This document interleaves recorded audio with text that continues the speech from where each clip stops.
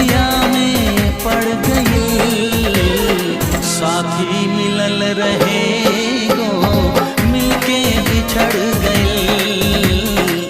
साथी मिलल रहे गो मिलके बिछड़ गई। शीशा के दिल बनल रहे टूटल बिखर गई।